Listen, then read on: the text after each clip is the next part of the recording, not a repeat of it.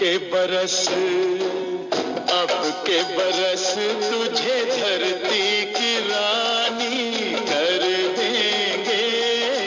अब के बरस, अब के बरस तुझे धरती की रानी कर देंगे। अब के बरस, अब के बरस तेरी प्यासों में पानी भर देंगे। अब के बरस तेरी चुनर को धानी कर देंगे। अब के बरस, ये दुनिया तो फानी है, बहता सा पानी है, तेरे हवाले ये जिंदगानी, ये जिंदगानी कर देंगे। अब के बरस, अब के बरस तुझे धरती की रानी कर देंगे। अब के बरस। युवराज जी, दरभंगा जिला का मनीगाछी प्रखंड राघोपुर पश्चिमी पंचायत हमारे साथ श्रवण कुमार नायक जी हैं, जो इस पंचायत के पूर्व मुखिया हैं और वर्तमान में इनकी मैडम यहाँ से मुखिया प्रखंड मुखिया संघ की अध्यक्ष भी हैं। निश्चित तौर पे पंचायत चुनाव की तैयारियाँ शुरू है और ये जो पंचायत है कहीं ना कहीं ये 3 बार स्वयं थे और इस बार इनकी मैडम मुखिया 4थी बार मुखिया हैं।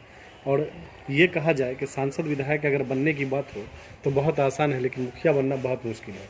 उस स्थिति में कहीं ना कहीं इस बार अप्रत्यक्ष रूप से आपके ही नाम पे लोगों ने वोट दिया आपके काम को, जिसकी वजह से आपकी मैडम यहाँ चुनाव जीत के आई और 3 बार आप स्वयं मुखिया थे।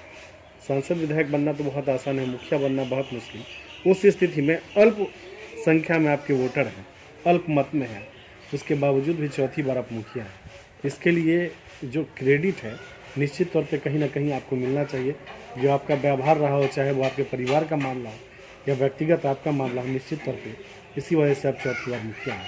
और जो आपके यहाँ विकास हुआ वो ज़मीन पे दिख रहा है और शायद कोई सांसद विधायक भी अगर चाहे तो ऐसा नहीं कर सकता है, और अगर इच्छा शक्ति हो तो ये भी एक किया जा सकता है।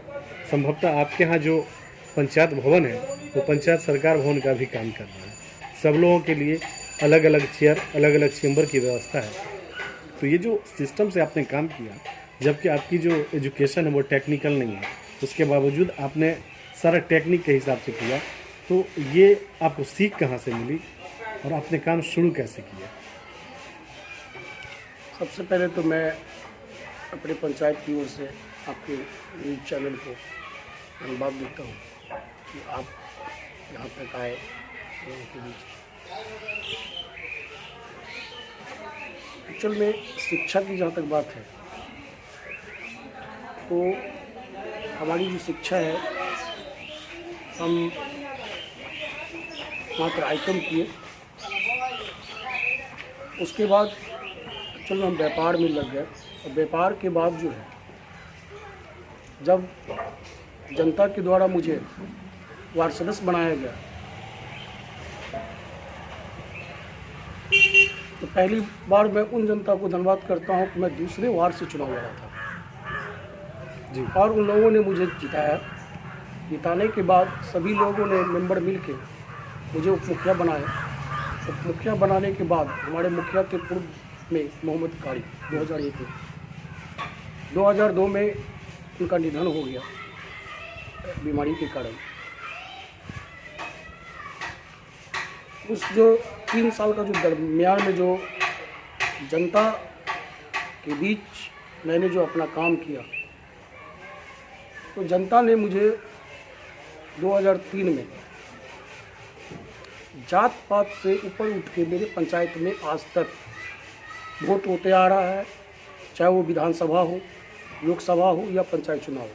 हमारी जनता जात पात पे वोट नहीं करती है। हमारे यहाँ की हमारी जनता की हरदम प्रयास रहा है कि जो मेरे यहाँ विकास करेगा, जो हमारे सुख दुख में भाग लेंगे, हम उसी को वोट देंगे, और वही परिणाम हमको अभी तक देखने को मिला है। तो सबसे पहले तो मैं अपने जनता को सहृदय से उनका आभारी हूँ, जो मुझे इस लायक अभी तक समझते आ रहे हैं।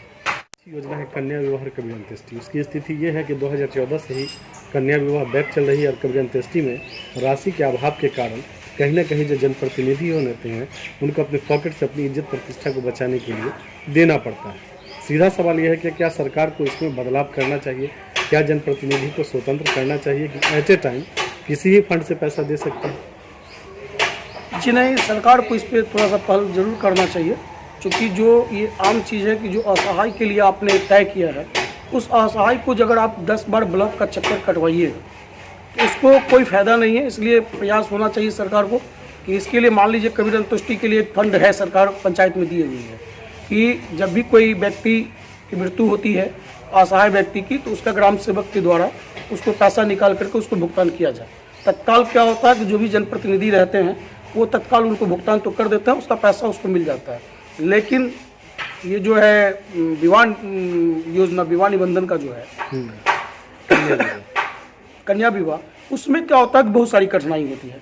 क्योंकि लड़की की शादी की बात होती है, गरीब लड़की की शादी की बात होती है, अगर उसमें सरकार के द्वारा एक फंड जो है पंचायत को निर्गत कर दिया जाए तो हमारे हिसाब से जो सरकार का उद्देश्य है गरीब लड़की के लिए वो पूर्ण हो जाए। जी। आपके पंचायत में 7 निश्चय की क्या स्थिति है? 7 निश्चय की स्थिति ये है कि हमारे यहाँ 11 वार्ड है। 11 वार्ड में लगभग 9 वार्ड में रेगुलर पानी चल रहा है। आप जा कर के भी सभी जगह चेक कर सकते हैं कि मेरे रेगुलर पानी चल रहा है। 2 वार्ड में मेरे यहाँ बिल्डिंग, बोर्डिंग, पाइपलाइन सारे चीज़ हो गए हैं। कुछ हमको लग रहा है कि 2-4% की काम की कमी है, जो हमको लग रहा है कि 1-2 रोज में वो भी आपको देखने को मिल जाएगा। पंचायत चुनाव में 2-3 महीनों का ही समय बचा हुआ है। निश्चित तौर पे जब आप चुनाव में जाएंगे तो कौन ऐसा काम है जो आप चाहेंगे कि प्राथमिकता के आधार पर उसको पूरा किया जाए, फिर पुनः चुनाव में जाया जाए? ऐसा कौन ऐसा काम है जो चाहते हैं पंचायत में पूर्ण हो जाए इस कार्यकाल में? जो भी हम लोग 2016 में हमारी धर्मपत्नी चुनाव लड़ी थी, उस समय में जो हम लोग तय किए थे उसमें 90% काम हम लोग कर चुके हैं। 10% काम बाकी है।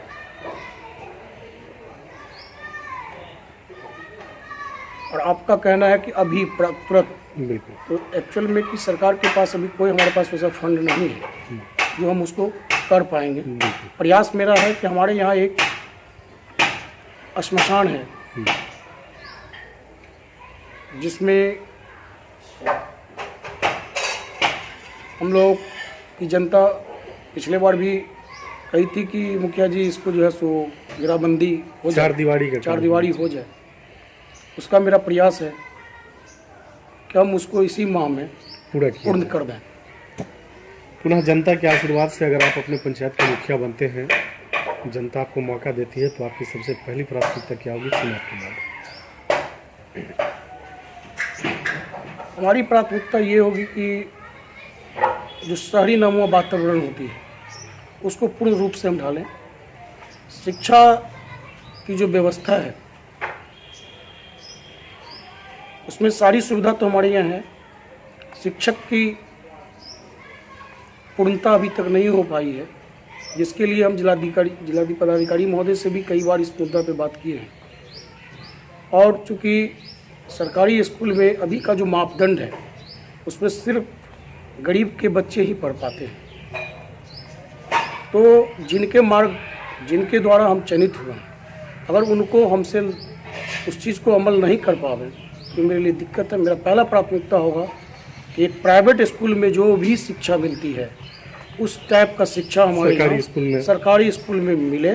उस पे हम काम कर भी रहे हैं और मेरा प्रयास रहेगा कि पूर्ण रूपेण जो है शिक्षा की जो व्यवस्था है उसको पूर्ण करें। स्वास्थ्य की व्यवस्था जो है उसको करें। बिजली की मेरे यहाँ कोई कमी नहीं है, बिजली हमारे यहाँ हर एक वार्ड में है। नाला हमारे यहाँ लगभग 20,000 फीट नाला बन चुका है, वो भी ढक्कन बन चुका है।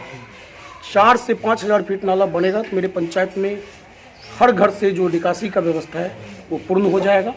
उसके बाद मेरा एक कार्य रहेगा कि हर एक घर में डस्टबिन की व्यवस्था हो, कचरा निकासी की व्यवस्था हो, और हमारे यहाँ सड़क पे कोई भी व्यक्ति कोई भी गंदा मान लीजिए न लगे, डस्ट मतलब गंदगी न हो, कचरा हो, इस सब की व्यवस्था हमारे